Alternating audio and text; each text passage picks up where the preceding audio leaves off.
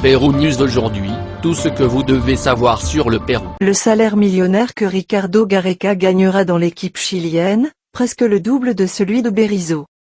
El Tigre se prépare à arriver à l'Aurora, où il gagnera un salaire bien plus élevé que celui perçu par Eduardo Berizzo.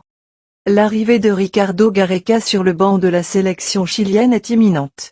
L'Argentin sera chargé de diriger la deuxième partie des éliminatoires pour accéder à la Coupe du Monde 2026 en Amérique du Nord ainsi qu'à la Copa América, qui se jouera l'année prochaine aux États-Unis.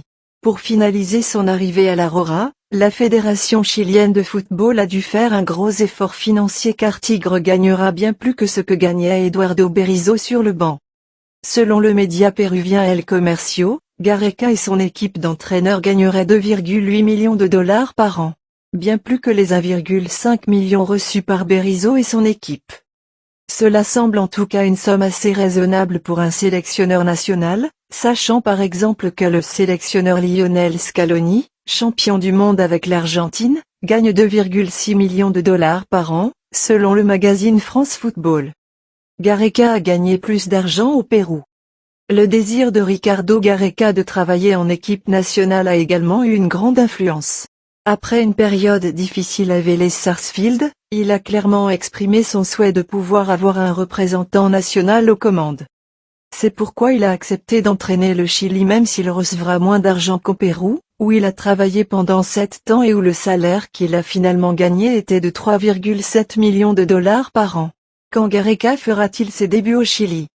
Ricardo Gareca fera ses débuts avec l'Aurora lors de la date FIFA de mars, où l'Aurora devrait disputer 2 matchs amicaux. Après cela, il devra se préparer pour son premier défi officiel, qui aura lieu en Copa América 2024. Le Chili participera au tournoi avec le Pérou, l'Argentine et le vainqueur des séries éliminatoires que le Canada jouera contre Trinité et Tobago. Ensuite viendra le principal défi du Tigre, affronter les tours de qualification au cours desquels le Chili a à peine ajouté 5 points.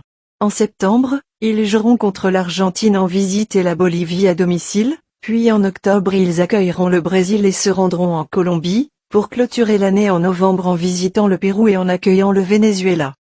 Laissez-nous votre commentaire et abonnez-vous pour continuer à grandir et suivez-nous sur nos réseaux sociaux, Facebook, YouTube, Instagram et TikTok. Pérou News aujourd'hui, suivez-nous sur Facebook et Instagram.